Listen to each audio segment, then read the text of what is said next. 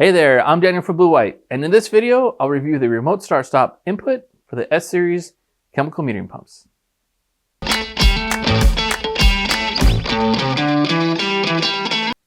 The remote start-stop remotely starts and stops the pump utilizing a close-to-stop or open-to-stop signal.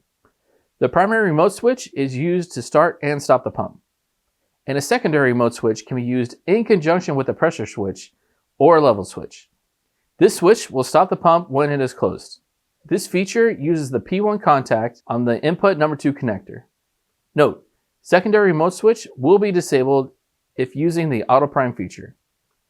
To enable the remote start-stop, open the app drawer, select Settings, select Remote Start-Stop, set remote switch, disable, normally closed, or normally open. Set the secondary remote switch, disable, or normally closed. If normally closed is enabled, latching can be enabled, which stops the pump until it is manually restarted. Confirm by selecting Save, and then select Home. The pump will be in standby mode.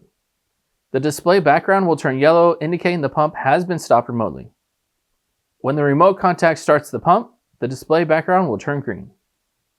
Please use caution in this mode as the pump may start at any time, and if you must perform maintenance on the pump, press the stop button. Note, remote start-stop will not operate in local mode. Thank you for watching this episode of Blue White Academy. For further questions or assistance, please reach out to us at customerservice@blue-white.com. And for more information, please visit blue-white.com.